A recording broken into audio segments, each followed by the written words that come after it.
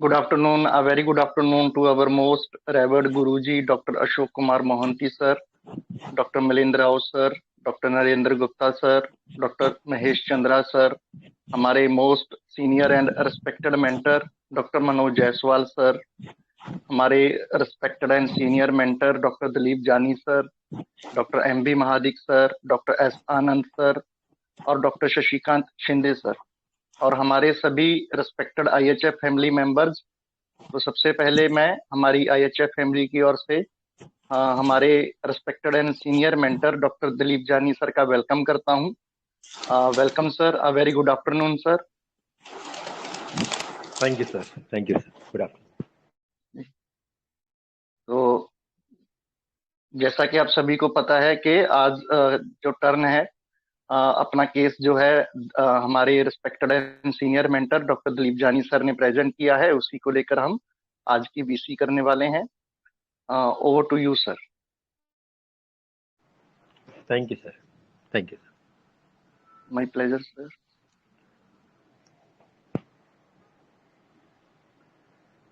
हाँ सर, जो case post किया हूँ वो मतलब वॉइस सर नोट आपका है। कैमरा ऑन कर। जी जी। जो केस पोस्ट हाँ किया जी ना सर। वो वॉइस नोट है। तो वॉइस नोट सोशल मीडिया की वजह से हम लोग नहीं शेयर कर सकते हैं। तो मैं उसका मोटा मोटा जो मेन मेन चीज़ है वो बता देता हूँ, फिर आप लोग अपना एनालिसिस शेयर करिए। ठीक है सर। जी ये सर। जो है 41 जी ईयर सर। ओल्ड लेडी थी, उसको क्रॉनिक अर्टिकेरिया था 1 ईयर से। तो उसके पहले भी मेरे पास कुछ ट्रीटमेंट लेके गई थी हाइपर कोलेस्ट्रोलीमिया के लिए, कि जब भी उसको चेस्ट पेन था, स्वेटिंग आता था, एक शोल्डर में कुछ पेन वगैरह था, तो 4-5 साल पहले भी लेके गई थी। अभी ये टाइम क्या हो गया, उसको अर्टिकेरिया था तो वो कभी कभी गोली खा लेती थी, सेट्रिजिन वगैरह। और एक टाइम इतना सीवियर हो गया था जब भी उसके मम्मी के उधर थी, तो वहाँ पे उसको एंजियोएडिमा भी हो गया था, मतलब आ, ये लरिंग से इसोफिगस से वहाँ पे भी उसको सूजन ज़्यादा आ गई थी। तो इसके लिए उसको 3-4 दिन के लिए एडमिट भी किए थे, लेकिन वो रेगुलर ट्रीटमेंट नहीं लेती थी। फिर उसको लगा कि नहीं, अभी मेरे को रेगुलर ट्रीटमेंट लेना चाहिए, तो मेरे पास आई थी और उसकी सिस्टर ने लेके आई थी। जो वॉइस नोट में जो दूसरा भी एक लेडी का जो आवाज़ आता है वो उसकी कुछ बड़ी सिस्टर है, वो दोनों जन साथ में आए थे। तो ये बोलती 1 साल से तकलीफ है लेकिन डॉक्टर के पास नहीं गई। एलर्जी का गोली खाती थी तो आराम हो जाता था, और बच्ची की शादी का टेंशन था, उसका रिश्ता जल्दी से नहीं हो रहा था। अभी बेटे का भी शादी का टेंशन है, उसका भी मतलब बेटे का भी उम्र उसका 25 साल का है, तो उसका भी अभी शादी करना है। और बेटी का जो मैरिज किया उसमें उसको कर्जा ज़्यादा हो गया था। तो बोलता है अभी मतलब कर्जा थोड़ा हो जाएगा उसके बाद में ही बेटे का शादी करूंगी, उसके पहले नहीं करूंगी। फिर बोलते हम लोग की लाइफ बहुत तकलीफ में हो गई, और बहुत तकलीफ से हम लोग ने लाइफ गुजारे, तो बच्चे लोग की ऐसी लाइफ ऊपर नहीं आना है, मतलब ऐसी लाइफ बच्चे लोग को नहीं आना चाहिए। और हस्बैंड की कुछ कमाई फिक्स नहीं है, हस्बैंड उसके जो कोई मीडिया कंपनी में एज ए कैमरामैन काम करते हैं, तो उसकी कुछ इनकम फिक्स नहीं है, कभी इनकम रहती है कभी नहीं रहती है। तो लड़का जो भी कमाता है उसमें कर्जा भी देना है, और प्लस उसमें से घर का खर्चा भी चलाना है। और पैसा पाने के लिए हमेशा बोला हस्बैंड के साथ में झगड़ा होता है। और अभी 3 महीना हो गया, हस्बैंड ने पैसा कुछ ला के दिया नहीं। और ये भी बोलता है कि मैं कहाँ से ला के दूँ, जब भी मेरे पास पैसा नहीं तो कहाँ से ला के दूँ। और ये बोलती इसके आगे हम लोग क्या कर सकते हैं, इतना चिल्लाती है वो हस्बैंड के ऊपर, सब करते, लेकिन बोला नहीं है पैसा तो क्या कर सकते हैं हम लोग।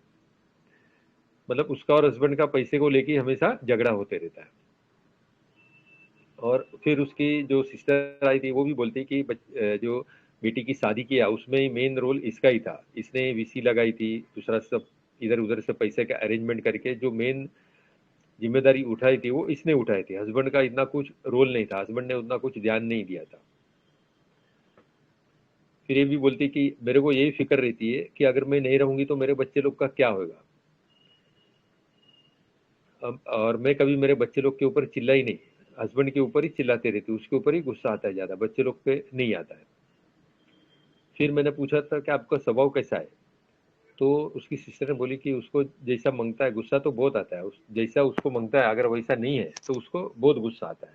उसने सोची अगर ऐसा नहीं हुआ, कुछ उल्टा हो गया तो गुस्सा बहुत आएगा, और गुस्सा आके चिल्लाते रहती, चिल्ला चिल्ला के फिर सो जाती है। तो ये उसका सब मेन पॉइंट था। और गुस्सा आता है तो किसी के सामने कुछ भी बोल देती है।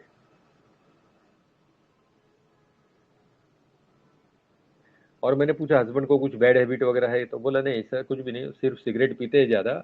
ऐसा तो सीधे है, लेकिन उसकी कमाई बरोबर नहीं है उसमें, मतलब उसका भी कुछ फॉल्ट नहीं था, उसको पगार वगैरह कम था और वो ज़्यादा कुछ कोशिश भी नहीं करते थे, तो इसके वजह से उसको गुस्सा आता था। ठीक है, तो ये मेन मेन पॉइंट थे केस में। तो प्लीज़ अपना अपना एनालिसिस दीजिए, फिर हम लोग आगे बढ़ते हैं।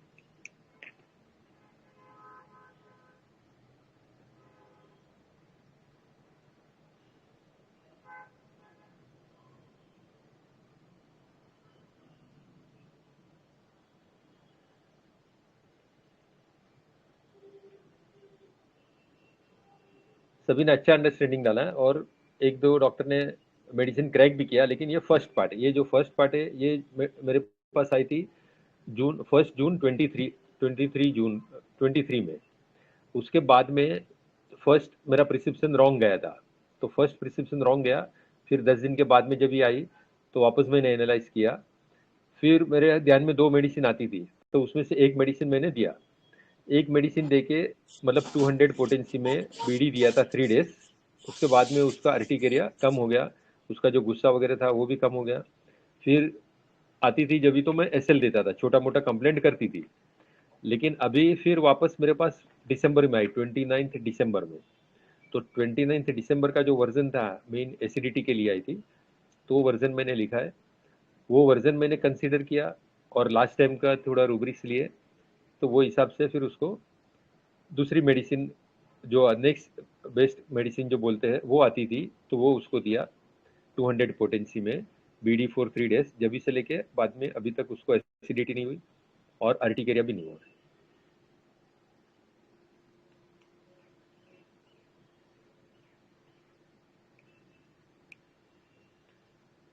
इसमें हम लोग यही समझने की कोशिश करेंगे कि जब भी 2-3 मेडिसिन साथ में आती है, एकदम पैरेलल पैरेलल चलती है और हमें कंफ्यूजन होता है तो क्या करना है। तो मेरा जो थॉट प्रोसेस है वही मैं आपको बताऊंगा।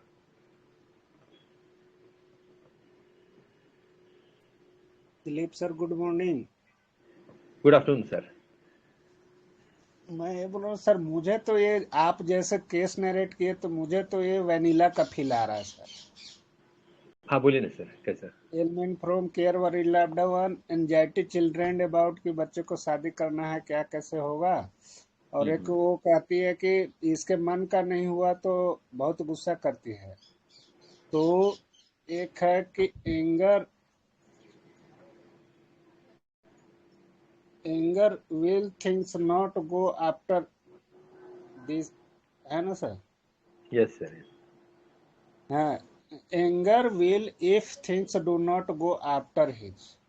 यस। तो मुझे तो ये वैनिला लग रही है सर। ओके सर, बहुत अच्छी थिंकिंग सर। हेलो उसके सर। मन के मुताबिक नहीं हुआ काम तो गुस्सा थे। Yes, good afternoon sir. नमस्ते बोलिए। सर। नमस्ते। मुझे ये डलका मारा लग रही है, क्योंकि एंगर टुवर्ड्स हस्बैंड और बच्चों के प्रति चिंता, पूरी घर का जो जिम्मेदारी है एक तरह से ये उठा रही है और हस्बैंड को बोल रही है, वो नहीं कर रहा है तो उसके कारण उसको चिड़चिड़ हो रही है। इमोशनल है ये,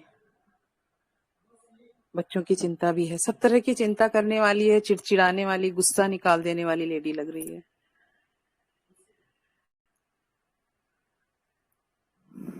यस मैम, बहुत अच्छा। ये फर्स्ट पार्ट में या सेकंड पार्ट में, सर या दोनों में डलका मारा देंगे? अभी जो आपने बोला, केस प्रेजेंट किया, उसके अनुसार मुझे डलका मारा लग रही है। सेकेंड पार्ट का मुझे ध्यान नहीं है। ओके। क्या बोला आपने? सेकेंड पार्ट का बाकी का सब सिम्टम सेम था, सिर्फ उसको मतलब एसिडिटी हो रही थी और जुलाब भी हो रहा था, पेट में मरोड़ों के जुलाब होता है, ये सब उसने बताई थी। सेकेंड पार्ट में क्या परेशानी लेके आई थी? यही सब? हाँ नहीं, सेकेंड पार्ट में वो अर्टिकेरिया नहीं, फर्स्ट पार्ट में अर्टिकेरिया लेके आई थी, और जी। सेकेंड पार्ट में वो एब्डोमिनल कंप्लेंट लेके आई थी कि लूज मोशन होता है, एसिडिटी ज़्यादा होती है और लेटरिन को जाना पड़ता है घड़ी घड़ी, दिन में 5-6 बार जाना पड़ता है, रात में भी 2-3 बार उठ के जाना पड़ता है, पेट में दर्द होता है, मरोड़ होके फिर लेटरिन होती है। ये सब मेन कंप्लेंट थी सेकेंड पार्ट में। तो नमस्ते इसमें सर। अलग मेडिसिन दिया था आपने? नमस्ते। हाँ, यस, वही सोचना है कि वही देना है या दूसरा कुछ देना है। ओके जी। नमस्ते सर। Thank you. हाँ सर। सर इस पूरे केस में ऐसा लगा कि उसका पूरा थॉट उस बच्चों के पीछे ही भाग रहा है। और वो बहुत रिस्पॉन्सिबल लेडी लगी कि इसका हस्बैंड कुछ नहीं करता, उसके बच्चों का पूरा अच्छा करना यही इसको दिमाग में है। एक तो उसका लोन भी पूरा नील करना है। हस्बैंड के ऊपर गुस्सा होना कॉमन है, क्योंकि वो पैसे ही नहीं लाएगा तो फिर आगे चलेगा कैसे।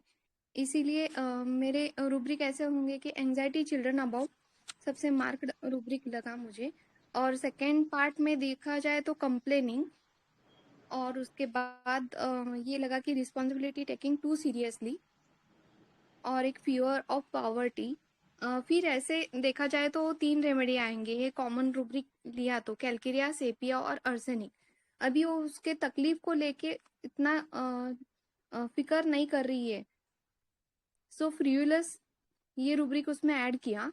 और उसका एक कहना था कि मतलब डेथ प्रेजेंटमेंट, ये सब इसका डिसीज कम होने के बाद बच्चों का सेटलमेंट होना चाहिए। सिर्फ मनी की एंजाइटी नहीं है उसको, पूरा लोन नील करने के बाद बच्चे की शादी होने के बाद भी सब अच्छा होना चाहिए। ये जो थॉट था, इस सब से एनालाइज करने के बाद मुझे सेपिया लग रहा है, और चार्ट में कैल्केरिया, सेपिया और अर्सेनिक आ रहा है। अगर कैल्केरिया सोचते तो इनडिफरेंस टू रिकवरी, मतलब वो एग्जैक्ट फ्रिवलेसनेस था या इनडिफरेंस टू रिकवरी, ऐसे एनालाइज करने के बाद ऐसा लगे कि वो शायद फ्रिवलेस हो सकता है। So I will go with sepia. Thank you sir. Okay, thank you ma'am, बहुत अच्छा।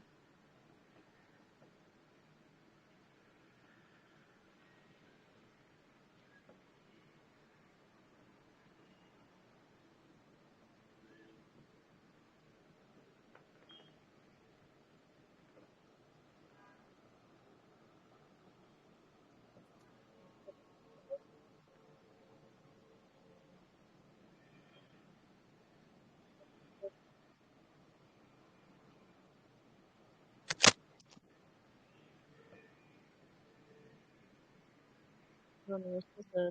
हेलो, आवाज या गुड आफ्टरनून मैम। सर, मुझे इसमें दो चीज बहुत इम्पोर्टेंट लग रहा है। एक तो वो इस परिवार की मुखिया है, मतलब वो ही है, वो शी नहीं है, वो ही है। और वो ही की तरह पूरी रिस्पॉन्सिबिलिटी निभा रही है। और दूसरा कि बच्चों के लिए बहुत चिंता है, और सिर्फ बच्चों के लिए चिंता नहीं है, वो मैनेज भी कर रही है घर को, पूरे घर को वही चला रही है। सबसे बड़ी बात है कि वो साम दंड भेद जो भी अपना दिमाग लगाती है, पैसे कैसे आएंगे, कैसे क्या करना है, ये बड़ी बात है। तो वो मुझे मुझे मतलब इंटेलिजेंट तो नहीं बोल सकते, बट बुद्धिमान महिला तो लग रही है। तो वाइज करके तो मुझे कुछ ऐसा रूब्रिक नहीं दिख पाया, मैं नहीं निकाल पाई, मगर मुझे ये बुद्धिमान औरत लग रही है। तो और एंगर तो होना नेचुरल है इसका, बट फिर भी मैंने वही, मुझे भी मेरा फर्स्ट, मेरा भी वनीला ही आ रहा है। मैंने सर ने जो लिया है anger will if things do not go after, ये मुझे भी सही लग रहा है। और एंजाइटी चिल्ड्रन अबाउट ही एक मैंने लिया है प्लान मेकिंग मेनी प्लान्स, वो हर चीज प्लान बना के कर रही है कि बेटी की शादी हुई, अब थोड़ा दिन रुकते हैं, काम हो जाए पैसे का, तो तब तो बेटे कहाँ का में है करेंगे। वो? तो मैंने ये रुब्रिक, ये तो पढ़ाई मुझे कर भी रहा तू ऐसे? क्या पढ़ाई? ज्वाइन ही नहीं हुआ है। तो ये मुझे भी वनीला लग रही है, बट पता नहीं कहाँ से सही है। Thank you. बट वनीला है कि नहीं है मैम, लेकिन आपका जो फर्स्ट पार्ट का एनालिसिस था ना कि वो ही है, दैट इज हाँ सर, वेरी नाइस एनालिसिस, बहुत अच्छा। उसका क्या रूब्रिक आता है हम लोग देखेंगे मैम। वो मैंने एक भी यही रूब्रिक सोच के, है बट यस, भूल गई मैं। हाँ, हाँ वो क्या ही है। रूब्रिक है उसको सोचना। हाँ, यस, बोन थैंक यू, है, मुझे गुड अच्छा। रूटा का फीलिंग भी आ रहा है वैसे इसमें, क्योंकि रूटा भी ऐसा करती है। हस्बैंड अगर नहीं कर पा रहा है तो घर की रिस्पॉन्सिबिलिटी लेती है वो काम। एक केस मैंने बहुत पहले का देखा है, हस्बैंड टीचर है अच्छा जगह हमारा, लेकिन वो खाने पीने में लुटा देता है इधर उधर, तो वो लेडी एक खटाल खोलती है, गाय भैंस पालती है, और पूरा घर की जिम्मेदारी लेके बेटा को भी पढ़ाना सब कुछ करती है। तो एक मैंने बोन वाला भी आ रहा है दिमाग में, बट पता नहीं बाकी इसमें क्या है सर। तो थैंक यू सर। बहुत अच्छा, थैंक यू वेरी मच, बहुत अच्छा। ये रूटा के करीब करीब दो, फर्स्ट पार्ट का मेडिसिन, सेकंड पार्ट का मेडिसिन दोनों भी रूटा के बहुत करीब है। रूटा के साथ में एक दो अच्छे अच्छे रूब्रिक भी शेयर करते हैं। बहुत अच्छा, थैंक यू। यस।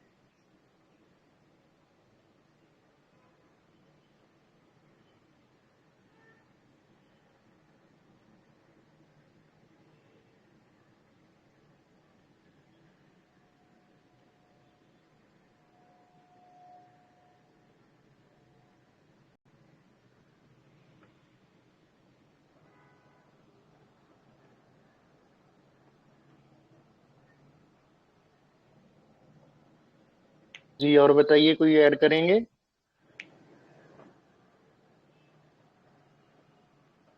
करने के टाइम पे सर वो हंस हंस के भी बीच से बात कर रही है, तो क्या वो वाइवेसियस भी लग रही थी? आवाज से तो सर पीछे से पूरा हंस दे रही थी, जोड़ के जोर जोर से बता के। हाँ, ये वाइवेसियस भी थी, और जो उसकी टॉकिंग थी वो हिसाब से फ्रिवोलस टाइप भी लगती है, बीच बीच में कुछ हंस तो के थी बोलती है। ही। यस। दवाई नहीं लिए तो फिब्लिस तो आएगा सर, मैं लेना भूल गई। वो आएगा, हाँ सर, थैंक यू।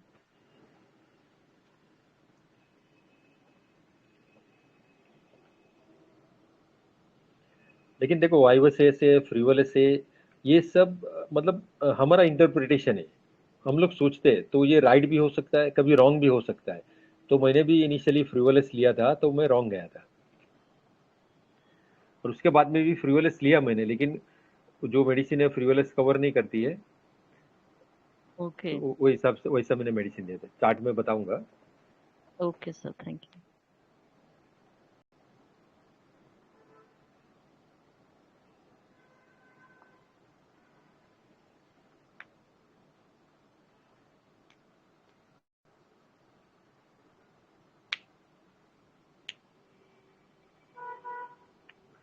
जो भी केस टेकिंग रहता है उसमें पेशेंट क्या बोलता है ना, वो सबसे ज़्यादा इंपॉर्टेंट रहता है। उसका वो जो बोलता है, उसका जो वर्जन है, उसका जो फीलिंग है, वो सबसे ज़्यादा मोस्ट इम्पोर्टेंट रहता है। फिर सेकंड इम्पोर्टेंट जो आईपीआर बोलते हैं वो, और थर्ड जो इम्पोर्टेंट है वो पेशेंट हमारे ऊपर क्या इंप्रेशन क्रिएट करता है, मतलब हमारा इंटरप्रिटेशन क्या है। का कारण तो मुझे मनी ही लग रहा था, तो एलिमेंट्स में मनी वो, और तो कुछ पैसा रहता तो आराम से फिर मैनेज कर लेती। पैसा की कमी, इससे उतना दिक्कत हो रहा है सर। तो एलिमेंट्स का कॉज मुझे यही लग रहा है। Yes.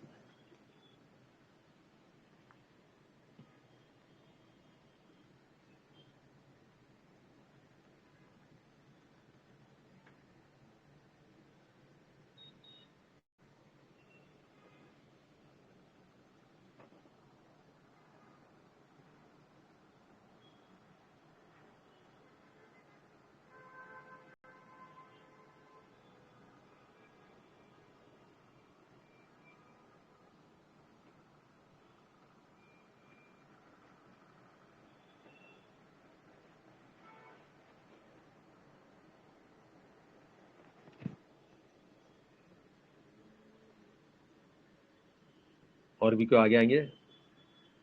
Doctor Pooja ma'am, Madhuri ma'am, Rahul sir.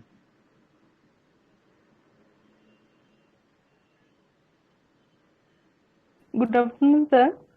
Good afternoon. Pramod sir sir, आपका भी नंबर है। हाँ, फर्स्ट बोलिए। पार्ट में एंजाइटी हाउस होल्ड मैटर्स ज़्यादा लग रही है कि मैनेज करना वगैरह, और एंजाइटी चिल्ड्रन है। तो फर्स्ट में मेरा फर्स्ट थॉट सेपिया है, और सेकंड पार्ट में वो जो आ रही है एब्डोमिनल कंप्लेंट्स विथ रेस्टलेसनेस, वो बेचैन बोल रही है। तो और पेट के बारे में वो जो बोल रही है वो, तो कोलोसिंथेसिस सेकंड पार्ट में मेरा फर्स्ट थॉट है। Okay ma'am, right, thank you. Good afternoon sir. Good afternoon sir sir, मुझे गुड आफ्टरनून। सर मुझे ये पैसा पैसा करने वाले आर्सेनिक लगती है सर, फील ओके, वाइज। बरोबर है। और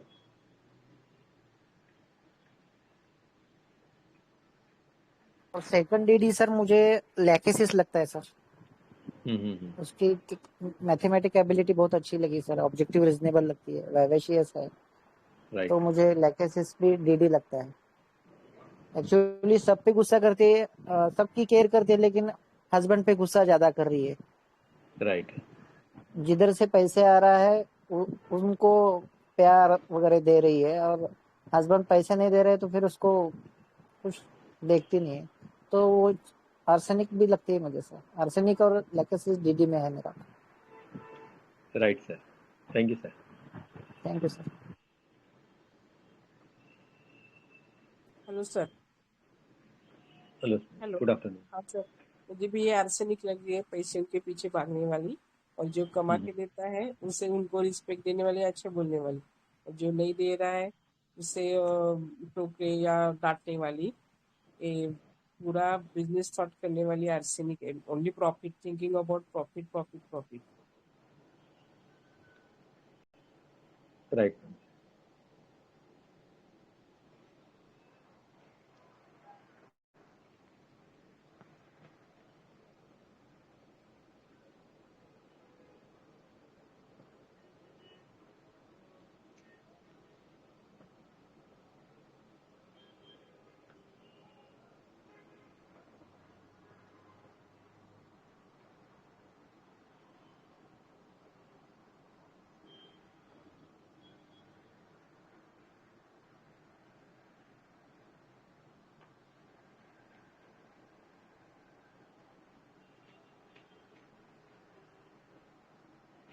ठीक है, डिस्क्लोज करो। हम लोग मतलब स्टेप वाइज जाते हैं, हम लोग क्या क्या रूब्रिक कंसीडर कर सकते हैं, कौन सी मेडिसिन आती है और उसमें से कैसे सिलेक्शन करना है वो देखते हैं हम लोग। 1 minute.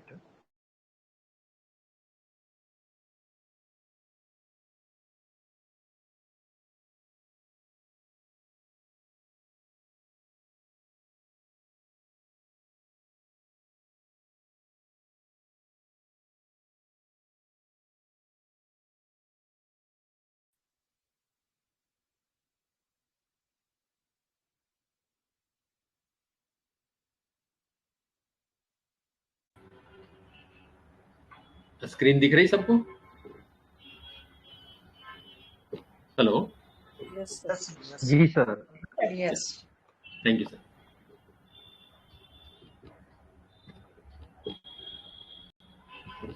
So first of all, gratitude to our masters, Dr. Riman sir, Dr. Eval Segal sir, Dr. Sukumar Mohanty sir, Dr. Mahesh Chandra sir। तो इनिशियल पार्ट देखो, जो ये जो वॉइस नोट है उसका इनिशियल पार्ट में वो बोलती है ना, मटन चिकन नहीं खाती थी, मटन चिकन खाई नहीं खाई तो खुजली नहीं होती थी, जिस दिन चिकन बराबर खाई तो रात में चालू हो गया, बनाकर खाई तो रात में चालू हो गया। तो मुझे समझ में आया कि इसके वजह से हो रहा है, चिकन बंद करके एक दिन बकरी का खाई तो भी ऐसा हो गया, और ये टाइम में वो हंसती भी है ज्यादा। 1 साल से तकलीफ है, लेकिन ये डॉक्टर के पास नहीं गई, एलर्जी का गोली तो खाती थी तो आराम हो जाता था। मतलब कोई भी रूब्रिक लेने से पहले हमें क्या सोचना चाहिए कि ये रूब्रिक का वर्जन है, ये फीलिंग है, उस थ्रू आउट द इंटरव्यू बार बार आता है कि नहीं आता है।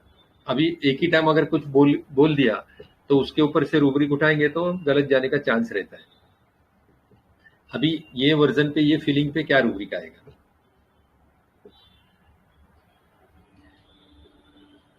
एक साल से डॉक्टर के पास नहीं गई, मतलब उसने उसकी बीमारी के ऊपर ज्यादा ध्यान दिया नहीं, ठीक है। तो जैसे सब लोग सोचते हैं तो उसमें मैंने भी इसमें यही रूब्रिक सोचा, फ्रीवलस। फ्रीवलस मतलब वो गंभीर नहीं है, अपनी मस्ती में रहता है, हल्का फुल्का रहता है, मतलब कुछ भी हालत हो तो आराम से लेता है, गंभीर बात को भी हल्के तौर पे लेता है, कितना भी गंभीर कष्ट क्यों न हो वो बोल के टाल देता नहीं, यार सब ठीक हो जाएगा, तो वो फ्रीवलस है। तो ये लेडी भी मुझे इनिशियली ऐसा ही लगी, ठीक है। तो मैंने जो फर्स्ट ये रूब्रिक लिया था फ्रीवलस कंसिडर किया था। सेकेंड थी बच्ची की शादी का टेंशन था, उसका रिश्ता जल्दी से नहीं हो रहा था, अभी बेटा उसका भी शादी करने का है, उसका भी टेंशन है, ये भी फिक्र रहती है कि मैं नहीं रहेगी तो बच्चे लोग का क्या होगा। बच्चे लोग कभी नहीं चिल्लाती है और उसको मारी भी नहीं कभी, सिर्फ उसका जो चिल्लाना है, उसका जो गुस्सा है वो हस्बैंड के ऊपर ही है, बच्चे लोग के ऊपर नहीं। मतलब इन लोगों के ऊपर कभी गुस्सा नहीं करी। तो यहाँ पे जो सिंपल रूब्रिक मैंने कंसिडर किया था वो एंजाइटी चिल्ड्रन अबाउट, ठीक है। देखो लेकिन ये फ्रीवोलस का जो रूब्रिक है उसके बाद में जब भी मैंने उसको बोला कि आप अपना टेंशन बताओ नहीं तो मैं दवा नहीं दे पाऊंगा, तो वहां से वो थोड़ी टूट गई, थोड़ी लाइट हो गई। मतलब वो जो फ्रीवोलस नेचर टाइप था उसका ना, वो एकदम से टूट गया। उसके पहले वो हंस के बात कर रही थी, अपने को वाइवस लग रही थी, फ्रीवोलस लग रही थी, लेकिन फिर उसका वो जो पार्ट था वो टूट गया। उसके बाद में जो केस टेकिंग आया वो रियल केस टेकिंग आया। इनिशियली जो पार्ट था ना उसको इतना इंपॉर्टेंस नहीं है, उसमें से हमको रेमेडी नहीं मिलती। तो ये फ्रीवोलस जो इनिशियल पार्ट था, अभी हम लोग जो फ्रीवोलस कंसिडर करते हैं कि वो दवा नहीं लेती थी, आधी आधी गोली खाती थी, हर रोज की गोली खाती थी, ऐसा 1 साल हो गया। अभी ये हमारे माइंड में आता है कि फ्रीवोलस, उसका बोलना भी ऐसा था, हंस के भी बात करती थी, तो डेफिनेटली हम लोग फ्रीवोलस ही लेते हैं। लेकिन अगर बैक ऑफ द सीन अगर हम देखें कि फ्रीवोलस टाइप जो लगती है वो क्यों लगती है, क्योंकि हस्बैंड कमाता नहीं है, पैसा नहीं है, तो कितना पैसा अफोर्ड कर पाएगी ना। जब भी एकदम ज्यादा हो गया, बोली कि वो मदर के घर पे थी, हॉस्पिटल में एडमिट भी करना पड़ा था, तो वह मम्मी के पास थी, तो पूरा खर्चा वगैरह जो थी वह मम्मी ने करे, इसने कुछ पैसा नहीं लगा क्योंकि पैसा ही नहीं था। तो यहाँ पे क्या होता है कि फ्रीवोलस हम लोग लेते हैं, लेकिन फिर ये डाउटफुल हो जाता है कि इसको कितना इंपॉर्टेंस देना है। सेकेंड ये था कि बच्चे लोग की उसको फिक्र ज्यादा रहती थी, तो ये रूब्रिक भी मैंने सोचा कि ये भी पक्का है कि एंजाइटी चिल्ड्रन अबाउट, ठीक है। फिर बोलते हैं ना, बेटी की शादी में बहुत कर्जा हो गया, हस्बैंड की कमाई फिक्स नहीं है, लड़का जो भी कमाता है उसमें से कर्ज भी देना है और घर का खर्च भी चलाना है। मतलब उसके जो पूरी जिंदगी का जो मदार था, जो पूरी जिंदगी का जो उसका जो मेन एक्सिस था वो था पैसा। पैसे के आजू बाजू में ही उसका पूरा मतलब जीवन चल रहा था। जैसे सबने बताया कि मेन उसका जो कंसर्न था वो पैसा। तो यहाँ पे क्या रूब्रिक ले सकते हैं?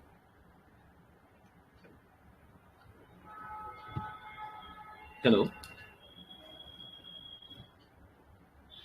This minded, हाँ, this mind, मनी माइंडेड, पैसा, Yes. money minded, ब्रायन ये लग रही सर। हाँ सर हाँ, ब्रायनिया है क्या ये सर? सर ये नहीं नहीं ब्रायनिया नहीं है क्या? नहीं, डायरेक्ट है ना, डायरेक्ट मेडिसिन पे मत जाओ। डायरेक्ट मेडिसिन पे जाएंगे तो गलत हो जाएगा। पहले हमें ये समझना है, उसको पेशेंट को समझने की कोशिश करना है, फिर हमें रूब्रिक लेना, फिर मेडिसिन लेना है। So anxiety money matters care about money either. About.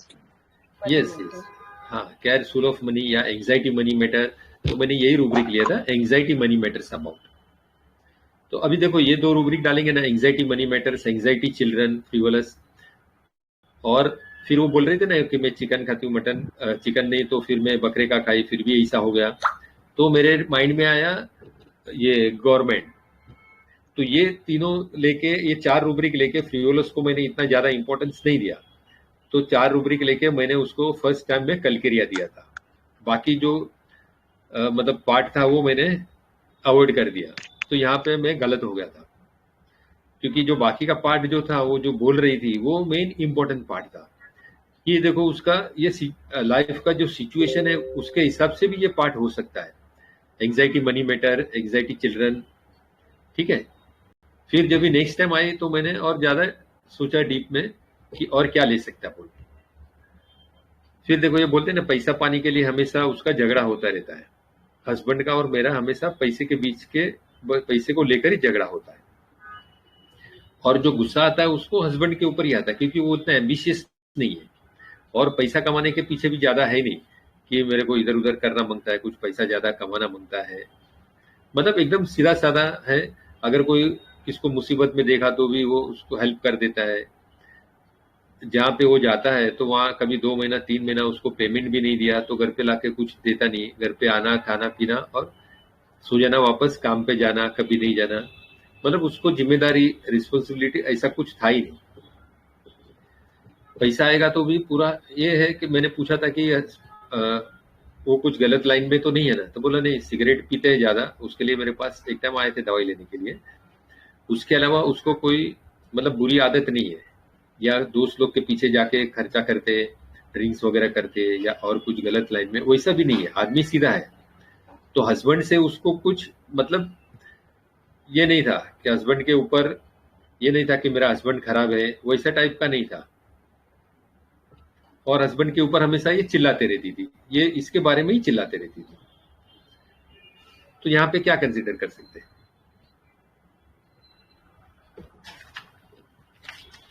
Irritability आएगा husband toward anger husband yes towards yes, मतलब देखो हस्बैंड उसका बुरा इंसान नहीं था। पहले मैंने सोचा था कि एवर्जन टू हस्बैंड, लेकिन ये एवर्जन टू हस्बैंड नहीं है। ये सिर्फ चिल्लाते रहती है। काय के लिए चिल्लाती है? अपने घर के लिए, मतलब घर के अच्छे के लिए चिल्लाती है।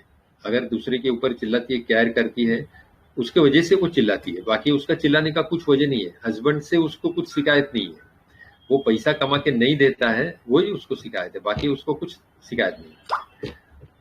तो यहाँ पे मैंने रूब्रिक कंसिडर किया था एलिमेंट्स फ्रॉम क्वारलिंग, फिर एब्यूजिव और abusive towards husband, abusive towards husband. और भी रूब्रिक थे, इरिटेबिलिटी टुवर्ड्स हस्बैंड और एंगर टुवर्ड्स हस्बैंड। ठीक है, इतना समझ में आया? यहाँ तक कुछ क्वेश्चन है? हेलो, समझ क्लियर हो सर, एकदम क्लियर हुआ।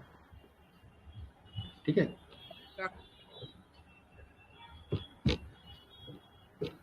उसके आगे देखो, मतलब फिर मैंने उसको पूछा था स्वभाव कैसा है आपका। तो उसकी जो सिस्टर थी उसने बताया कि जैसा उसको मांगता है, अगर वैसा नहीं हुआ तो बहुत गुस्सा आता है। वो सोची अगर वैसा नहीं हुआ, अगर कुछ उल्टा हो गया तो भी उसको गुस्सा बहुत आता है। ठीक है, तो ये जो सिंपल रूब्रिक है एंगर कॉन्ट्राडिक्शन। यहाँ पे ये भी रूब्रिक ले सकते हैं जैसा आप लोग ने सभी ने बताया, जो वेनिला का रूब्रिक है कि anger violent if things does not go according to his will, वो भी कंसीडर कर सकते हैं। लेकिन ये बड़ा रूब्रिक है, इसके लिए मैंने ये रूब्रिक कंसीडर किया था, एंगर कॉन्ट्राडिक्शन फ्रॉम। ठीक है, फिर बोलते हैं बेटी की शादी में इसने ही सब कुछ करी, हस्बैंड ने उतना ध्यान नहीं दिया था। कैसा मैं घर चलाती हूँ मुझे पता है। तो यहाँ पे देखो, जो एक मैडम ने बोले ना, अपने गायत्री मैडम ने, कि ये घर का खर्च, मतलब भले कमाती नहीं है लेकिन घर की पूरी जिम्मेदारी इसने उठाई है। और जो भी हस्बैंड का थोड़ा बहुत पैसा आता था, बेटे का पैसा आता था, उसमें से वो बीसी चलाती है, दूसरा कुछ करती है कि कैसा भी तो घर का खर्चा चले। अभी 3 महीने तक हस्बैंड ने अगर पैसा नहीं दिया तो देखो घर की हालत क्या हो सकती है ना। तो मतलब घर की पूरी जिम्मेदारी ये उठाती थी। तो she was actually more responsible than the husband. और ये सी नहीं था, दिस ही था, जो जैसा मैडम ने पता ना, ही था, मतलब जो घर का पूरा ध्यान रखने वाला, घर का पूरा मदार था, इसके पास था। सो यहाँ पे ये रूब्रिक ले सकते हैं, रिस्पॉन्सिबिलिटी टेकिंग टू सीरियसली, मतलब पूरी घर की जिम्मेदारी ये उठाती है। फिर बोलती गुस्सा आया तो किसी को भी सामने ये बोल देती है, फिर ये देखती नहीं छोटा बड़ा क्या है। ठीक है, तो यहाँ पे क्या ले सकते हैं रूब्रिक?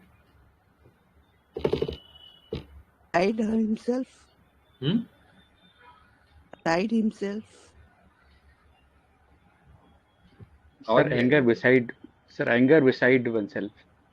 हाँ, एंगर बिसाइड वन सेल्फ भी ले सकते हैं। ठीक है, और फिर ये देखती नहीं है छोटा बड़ा जो भी है ना, बिंदास बोल देती है। तो देखो यहाँ पे रूब्रिक ले सकते हैं डिफेंड, मतलब वो सामने अगर बड़ा आदमी है तो भी ये रिबेलियस हो जाता है। उस मतलब जो बोलते हैं ना,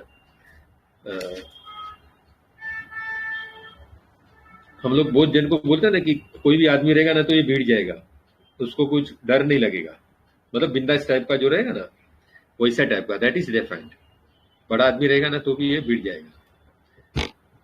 ठीक है, और यूजुअली ये डिफेंड जो है उसमें एंगर के साथ में ये रिस्पॉन्ड करते हैं। फिर बोलते हैं जो हस्बैंड ने 3 महीने से पैसा लाकर नहीं दिए, बोलते मैं कहां से लाकर दूं। अब इसके आगे क्या कर सकते हैं हम लोग? बहुत गुस्सा। और देखो जो मैं बोलता हूँ ना कि वो वर्जन है, वो फीलिंग है, उसके बार बार आना मांगता है, तो वो रूब्रिक हम लोग पक्का ले सकते हैं कि नहीं ये कंफर्म रूब्रिक है। ठीक है, एक तो देखो इसने इधर छोड़ दिया, इसके आगे कुछ कर नहीं सकते। सेकेंड थिंग बोला चिल्लाते रहते हूँ, फिर क्या करूं, फिर छोड़ देती है, फिर सो जाती है। तो इधर क्या ले सकते हैं हम लोग?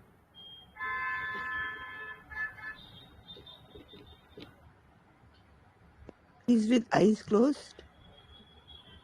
Indifference lies with eyes closed. Helpless. हाँ, हेल्पलेस ले सकते हैं, इंडिफरेंस विद आइज क्लोज नहीं ले सकते।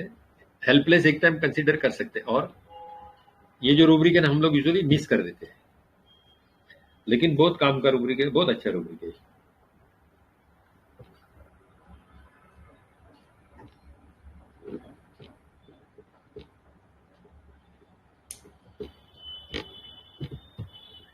ये जो रूब्रिक है ना दैट इज रेजिग्नेशन। रेजिग्नेशन मतलब ऐसी परिस्थिति को स्वीकार कर लेना कि उसको मालूम है कि अभी मैं उसको बदली नहीं कर पाने वाली हूँ, अभी इसमें मेरे से कुछ होने वाला नहीं है, मैं कुछ कर पाने वाली नहीं हूँ। तो वहां पे वो स्वीकार कर लेती, ठीक है, मतलब ये एक्सेप्टेंस है, लेकिन विलफुल एक्सेप्टेंस नहीं है जो हम लोग कोकुलस में देखते हैं ना। कोकुलस में विलफुल एक्सेप्टेंस है, बिकॉज उधर मैथमेटिकल एबिलिटी है कि उसको मालूम है कि ये परिस्थिति है ये, तो चलो उसको एक्सेप्ट कर लो, तो ये विलफुल है। यहाँ पे ये विलफुल नहीं है। देखो, the state of accepting something unpleasant that you can not change, ऐसी परिस्थिति की जो स्वीकार कर लेना जिसको वो बदलने में समर्थ नहीं है। ठीक है, देखो ऐसा उसने ये 2 से 3 बार इसमें आता है पूरे इंटरव्यू में कि 3 महीने से पैसा लाकर नहीं दिया, बोलते तो है लेकिन मैं क्या करूं, और हस्बैंड भी बोलते पैसा मेरे पास नहीं आया तो मैं कहां से लाके दूं। तो ये लेडी बोलती इसके आगे हम लोग अभी क्या कर सकते हैं। और गुस्सा आता है, चिल्लाते रहती, फिर चिल्ला कर ये सो जाती है। ठीक है, समझ में आया रूब्रिक रेजिग्नेशन? हेलो जी सर जी। फिर तो को बोलते हैं कि हस्बैंड पूरा पैसा आएगा ना तो हाथ में तो दे देते हैं, और उसको कुछ बुरी आदत नहीं है, बेटी की शादी भी इसने सब करी। अभी ये देखो यहाँ पे हस्बैंड जब भी उसको पूरा पैसा लाके देता है, ठीक है ना, पूरा हस्बैंड पैसा लाके देता है, उसके हाथ में कुछ नहीं रखता है, तो ये लेडी कैसी टाइप रहेगी? जैसे जो मैडम ने बताया ना, ये ही टाइप की लेडी थी, मीन्स क्या, तो उसका रूब्रिक हम लोग क्या कंसिडर कर सकते हैं। और बेटी की शादी में भी सब उसने करी, हस्बैंड ने उतना ज्यादा ध्यान नहीं दिया, रिस्पॉन्सिबिलिटी तो निभाई, और क्या ले सकते हैं।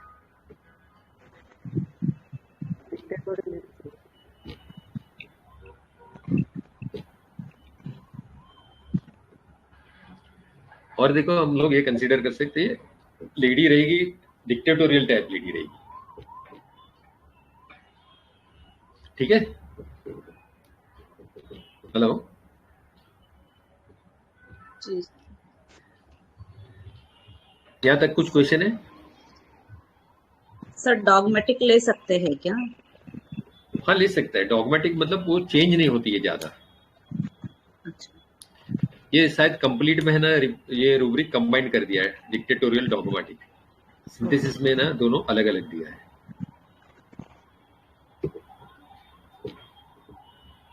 ठीक है, यहां तक कुछ क्वेश्चन है?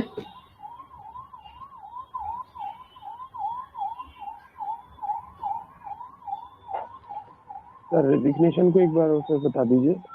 हाँ, कौन सा रेजिग्नेशन? हेलो, हाँ जी सर, रेजिग्नेशन और इंडिफरेंस आई क्लोज दोनों में से डिफरेंस बता दीजिए। हाँ देखो, रेजिग्नेशन मतलब क्या, उसको एक्सेप्ट कर लेना। इंडिफरेंस विद आइज क्लोज में क्या होता है, आइज क्लोज करती है, ठीक है, लेकिन उसके माइंड में वो है, वो इंडिफरेंस दिखाती है, ठीक है, उसके माइंड में वो है, लेकिन वो ज्यादा ध्यान नहीं देती है। रेजिग्नेशन में क्या, एक्सेप्ट कर रहा, अभी कुछ नहीं कर सकती। अभी इंडिफरेंस विद आइज क्लोज क्या है, देखो एक एग्जांपल देता हूं। एक पेशेंट थी, तो मतलब कैसा था कि वो ग्राउंड फ्लोर पे रहती थी, फर्स्ट फ्लोर पे उसका मतलब उसका बेटा रहता था। तो बेटा उसको ज्यादा देखता नहीं थे, लेकिन इसको बेटे के लिए ज्यादा फिक्र थी। जो उसके बच्चे लोग थे, मतलब इसके ग्रैंड सन्स, उसके ग्रैंड चिल्ड्रन, उसके लिए भी ज्यादा फिक्र रहती थी। लेकिन क्या होता था कि जो उसकी बहू थी उसका नेचर उतना अच्छा नहीं था, तो उसका और इसका जमने का नहीं, तो उसकी वजह से भी उसका बेटा भी उसको ज्यादा नहीं देखने का। तो ये क्या करने की, बेटा आने का उसको मालूम है, जब तक वो रहेगी खिड़की से देखेगी आया बेटा और मतलब जा रहा है ऊपर, उसको मिलता भी नहीं है। तो ये क्या करते हैं इसी तरह फिर जैसे ही बेटा आने का ये टाइम है या दूर से देखती है तो थोड़ी दूर चले जाती है। मतलब बेटे को ऐसा नहीं लगता कि ये माँ मेरे लिए वेट करती है, ठीक है। तो that is indifference with eyes close. मतलब जब ये आया तो उसने आंख बंद कर दिया, ऐसा नहीं कि उसको फर्क नहीं पड़ता है कुछ। यहाँ रिजिग्नेशन में वो एक्सेप्ट कर लेती है, ये बोलती है कि जाने दो, अभी वो लोग मेरे को नहीं देखते तो छोड़ दो, मेरे रास्ते पे जाती हूँ, आगे देखूंगी मैं क्या करने का। That is resignation.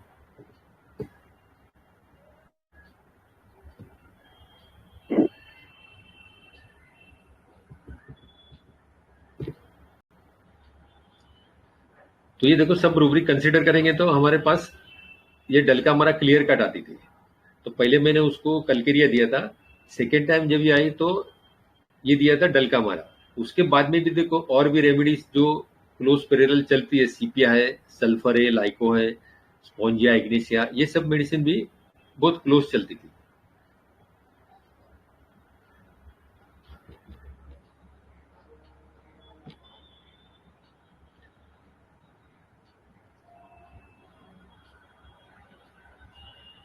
और उसमें देखो एब्यूसिव मैंने ब्रॉड रूब्रिक लिया था, तो एब्यूसिव टुवर्ड्स हस्बैंड लेंगे तो डल का हमारा क्लियर कट आती थी। एब्यूसिव टुवर्ड्स हस्बैंड, फिर अपना irritability towards husband, anger towards husband.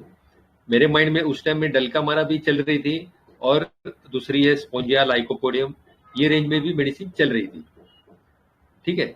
तो फर्स्ट टाइम मैंने यही सोचा कि अभी ये 2-3 मेडिसिन जब भी पैरेलल चल रही है तो क्या देना। तो जो मोस्ट प्रोमिनेंट मेडिसिन है, जो मोस्ट प्रोमिनेंट जो स्टेट है, वो हिसाब से हमें मतलब मेडिसिन देना चाहिए। ये देखो अगर ये एफोरिज्म हम लोग पढ़ेंगे ना 169 और 178, तो ये 169 में क्या लिखा है देखो कि अगर 2 मेडिसिन पैरेलल चलती है तो क्या करना चाहिए। If on the first examination of the disease and the first selection of the medicine we should find that the totality of the symptom of the disease would not be effectually covered by the disease elements of a single medicine।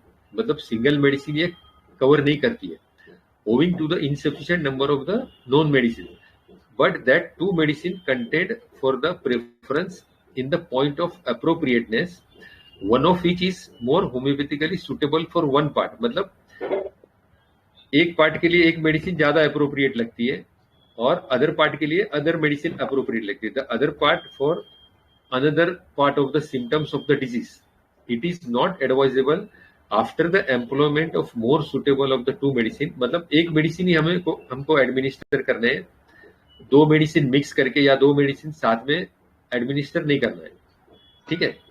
To administer the other without, और जब भी ये state जब भी खत्म हो गया, जब भी मैं बोलता था ना सेकेंड स्टेज में जो भी आई, ये फर्स्ट टाइम आई थी जून में, उसके बाद में अभी आई दिसंबर में। तो दिसंबर में जो आई वो सेकेंड स्टेट था। तो सेकेंड स्टेट में जब भी आई तो जब भी हमें केस टेकिंग करना चाहिए, और उस टाइम में क्या मेडिसिन आती है वो हिसाब से हमने मेडिसिन देना है। To administer the other without fresh examination and much less to give both together. मतलब बोथ टुगेदर तो कभी देना ही नहीं है। For the medicine that seemed to be the next best would not under the change of circumstances that has in the meantime taken place। मतलब उस time उस दरमियान में बहुत सारा सर्कमस्टेंसेस चेंज हो सकता है, और ये जरूरी नहीं कि जो हम नेक्स्ट बेस्ट मेडिसिन बोलते हैं वही आ सकती है, दूसरी भी आ सकती है। Be suitable for the rest of the symptoms that then remain.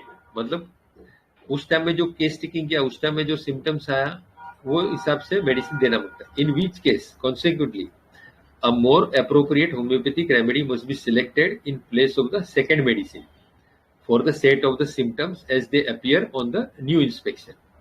तो फर्स्ट में मेरे पास मैं डलका मारा ही सोच रहा था, लेकिन जब इस सेकेंड स्टेट आया तो मैंने जो सेकेंड मेडिसिन सोचा था वही देना ऐसा जरूरी नहीं है, या डलका मारा भी देना ऐसा जरूरी नहीं है।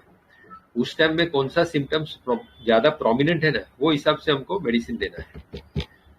देखो ये एफोरिज्म में भी वैसा लगेगा, अगर सेकंड डलका मारा का प्रोमिनेंट पिक्चर उस टाइम में भी दिखता है, डलका मारा देना है।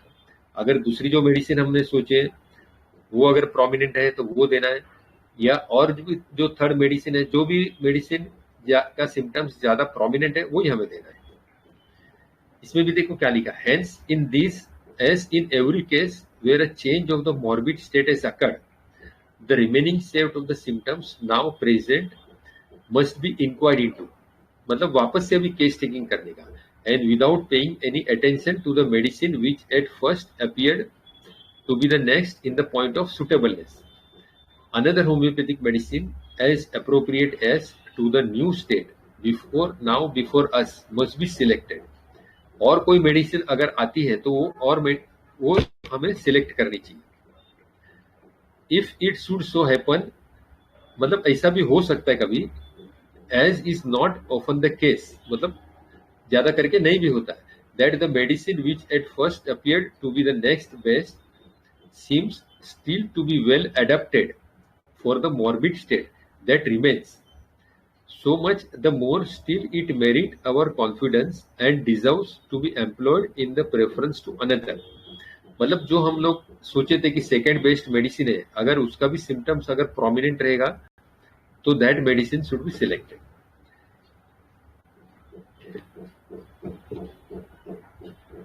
ठीक है, ये समझ में है।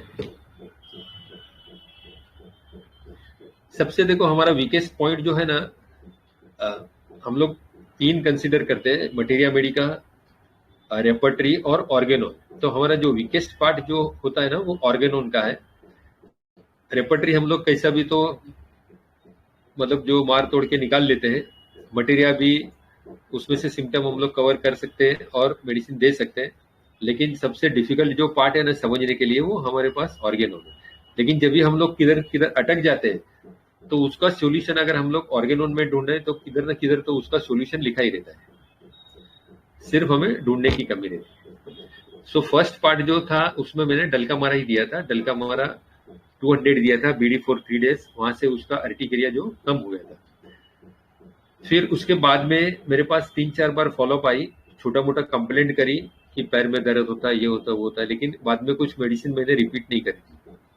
फिर जब भी वो जनवरी में आई, अब अपना दिसंबर में अभी लास्ट में 29/12 को, तो उसका ये वर्जन था, एसिडिटी ज्यादा होता है, पेट खराब होता है, बेचैनी होती है, बिना खाए पिए भी पेट भरा भरा लगता है, पेट ही खराब हो रहा है, बाथरूम होते रहता है, थोड़ा थोड़ा दर्द होकर बाथरूम होते ही रहता है, कि रात भर में कितने बार जाना पड़ता है। ठीक है, तो अभी ये मेनली एब्डोमिनल कंप्लेंट लेके आई थी और एसिडिटी को लेके आई थी। तो इसके अभी जो रूब्रिक हम लोग सेट ऑफ रूब्रिक सोचे, उसमें और भी रूब्रिक देखो मैंने सोचा और भी रूब्रिक निकल सकते हैं। कि जब ये उसने बताई थी ना कि अभी 3 महीना हो गया, हस्बैंड ने पैसा लाकर दिया नहीं, कैसा कैसा मैं घर चलाती हूँ, मतलब उसकी कंडीशन, फाइनेंशियल जो कंडीशन थी रियली बैड थी। जो हम लोग फ्रिवोलस रूब्रिक हम लोग सोच रहे थे, लेकिन ये सोचो कि जिसके पास पैसा नहीं है वो दवाई कहाँ से लेने को आएगा। ठीक है, फिर बोली ना हम लोग की लाइफ बहुत तकलीफ से गई है, तो यहाँ पे क्या ले सकते हैं रूब्रिक?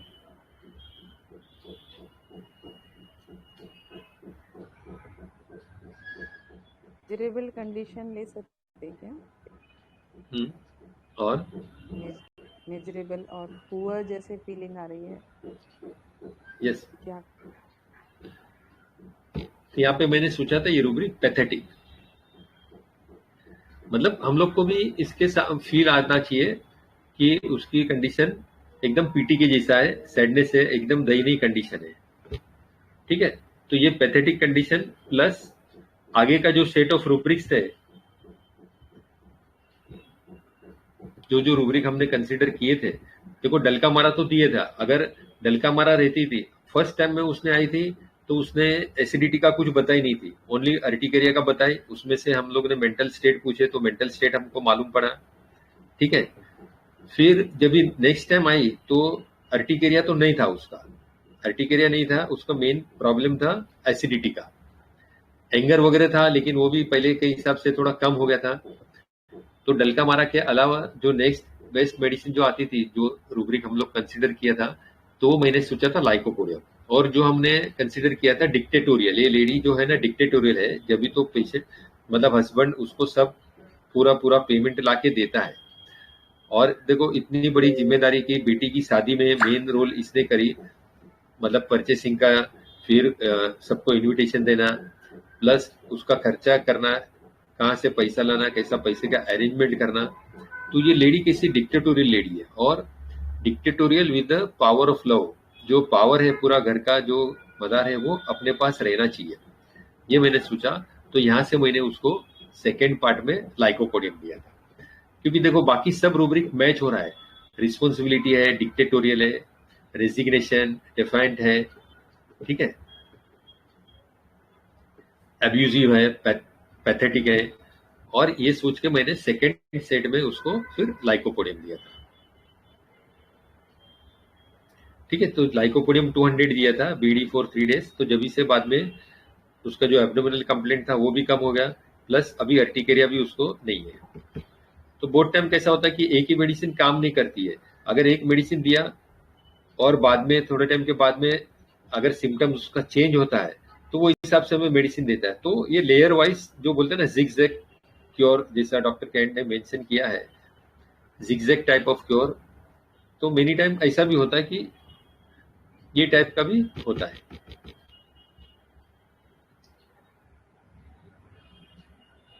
ठीक है।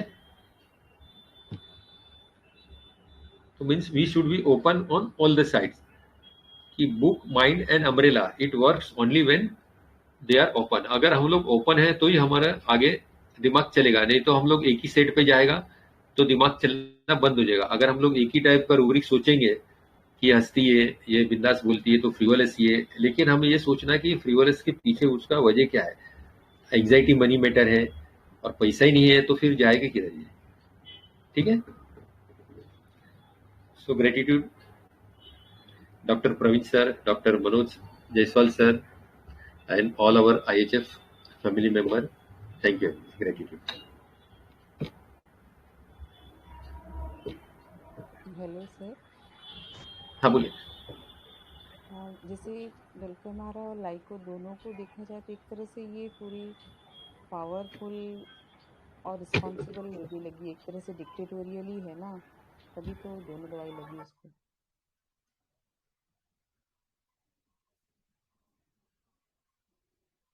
मतलब सेकेंड लाइको लगी तो ये पावरफुल और डिक्टेटोरियल तो है ही ना ये लेडी, रिस्पॉन्सिबल के साथ। हाँ बोलिए, क्या बोल रहे थे? सर मैं ये बोल रही थी कि पार्ट में इसको डल्का मारा से ठीक हुई, दूसरे पार्ट में लाइको से ठीक हुई, तो एक तरह से ये पावर लविंग है, डिक्टेटोरियल है, ज्यादा है ना ये शायद। यस, इसी वजह से तो दोनों से ठीक हुई एक तरह से। हाँ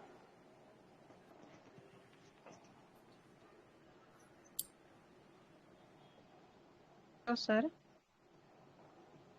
हाँ बोलिए ना। हेलो। हाँ सर, ये जो प्रिविलस लग रहा है सबको, तो मैंने इसको ना, मुझे ऐसे लगा था लाफिंग लुडिक्रियस एवरीथिंग सिम्स। तो इस रूब्रिक में अभी मैंने देखा तो डल्का भी है और लाइकोपोडियम भी है, तो ये अप्लाई हो सकता था क्या इस केस पे? हो सकता है, यस यस हो सकता है डेफिनेटली। मैंने सोचा था लाफिंग का कुछ रूब्रिक है कि नहीं देखूं, लेकिन फिर मैं बोला जाने दे, वो हमारा ही इंटरप्रिटेशन होएगा, इसके लिए मैंने वो छोड़ दिया था। फिर अगर मैं लेता भी ना लाफिंग, वो तो ऑडियो में भी फील हो रहा है सर वो। Yes yes yes definitely yes. Thank you sir. Thank you ma'am, बहुत अच्छा है। ऐसा हमें अगर रिट्रो स्टडी हम लोग करेंगे ना, तो रिट्रो स्टडी में भी हम लोग बहुत सारा रूब्रिक सोच सकते हैं। देखो ये पैथेटिक मैंने इनिशियली नहीं सोचा था।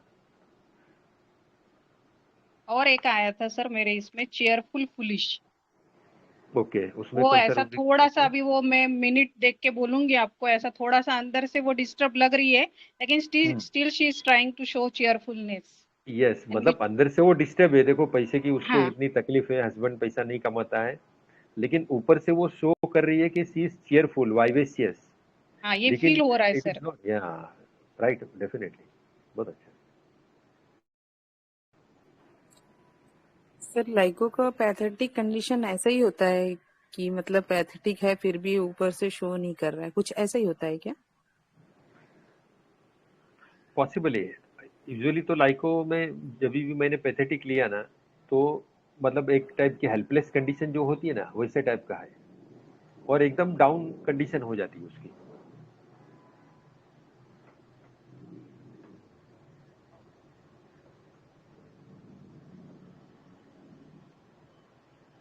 ये दोनों रूब्रिक बहुत अच्छा बताया आपने, thank you ma'am. Cheerful, foolish and loquacity, लुडिक्रियस।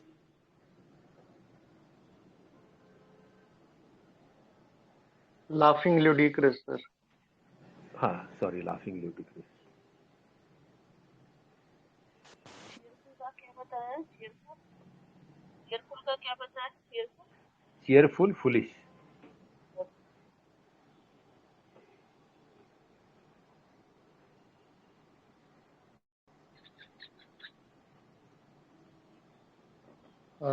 किसी का क्वेरी है कोई, प्लीज बोलिए, नहीं तो फिर हम वाइंड अप करते हैं।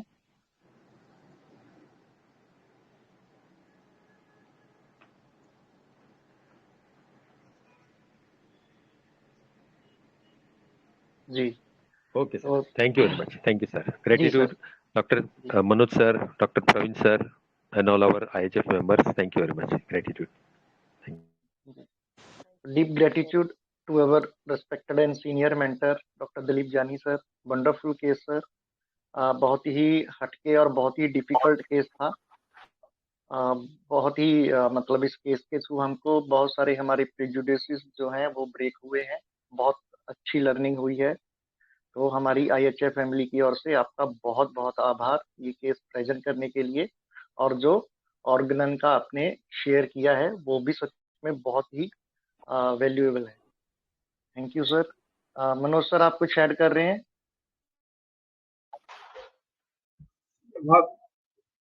बहुत ही बढ़िया केस था। सेकंड केस वास्तव में बहुत डिफिकल्ट था।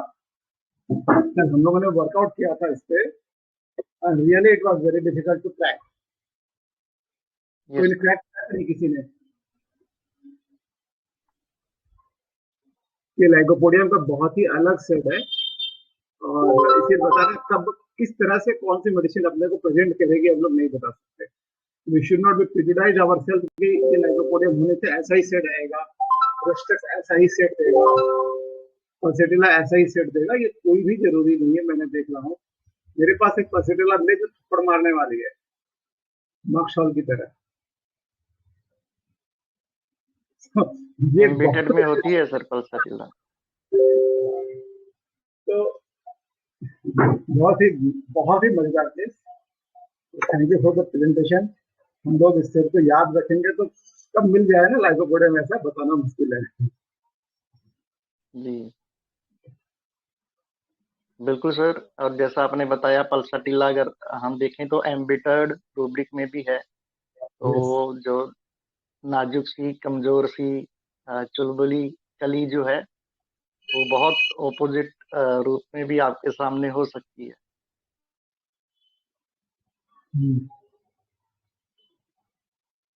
मिशन चंडी भी बन सकती है पल्सेटिला, ऐसा मुझे पहला केस मिला है मेरे लाइफ में।